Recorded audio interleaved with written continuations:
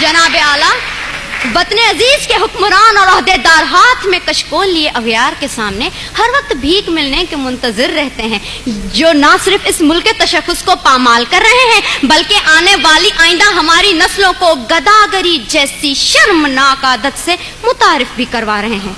तारीख में ऐसी कई कौमों के किस्से रकम हैं जिन कौमों ने मसलत के नाम पे अपने सरों को झुकाकर दस्ते सवाल बुलंद किया और बाद में जिनका अंजाम बाजार में बिकने वाले सफेद जिस्मों की मानिद कमतर और हकीर बन के उभरा। ऐसा ही कुछ हाल वतन अजीज का भी है।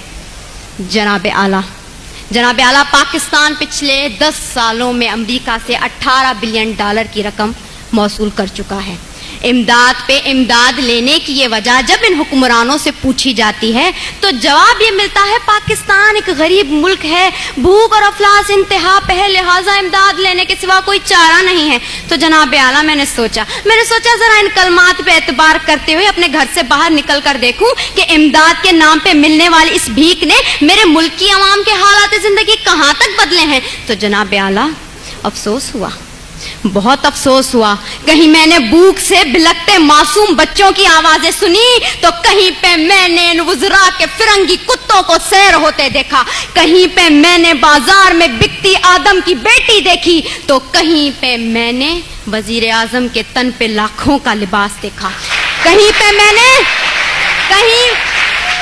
मैंने औलाद बराए फरोख्त के नारे सुने तो कहीं पे इन वजीर आजम और हुक्मरानों के आगे पीछे जाती 10-10 मर्सिडीज को देखा, कहीं पे मैंने आफिया सिद्दीकी की माँ को उसके इंतजार में तिल तिल मरते देखा तो कहीं पे मैंने इस मुल्क के हुक्मरानों को अमेरिका की खुशामद में दिन रात एक करते देखा। मैं क्या बताऊं, मैंने क्या क्या देखा। ड्रोन हमलों में मरने वालों की लाशों को देखा, कई औरतों के उजड़ते सुहागों को देखा, कई नौजवानों को हाथ में डिग्रियां लिए बेरोजगारी के एवज पार्लियामेंट हाउस के सामने आग में झुलसते देखा, कई मैंने बुजुर्गों को पार्लियामेंट हाउस के सामने पेंशन ना मिलने की खातिर हलाक होते देखा।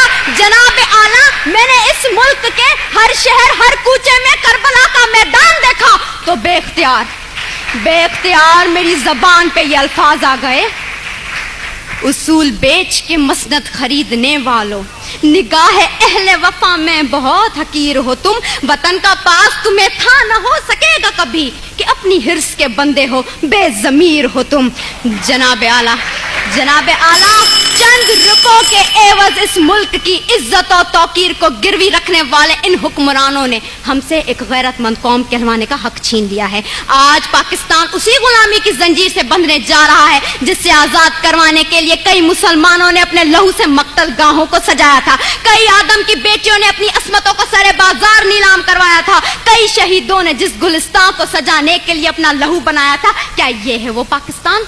मैं पूछती हूँ जनाब आला आपसे, यहाँ बैठे हर शख्स से, अपने आप से, क्या ये है वो पाकिस्तान? नहीं। दूसरों के टुकड़ों पे पलने वाला ये पाकिस्तान कायदे आजम का पाकिस्तान नहीं है।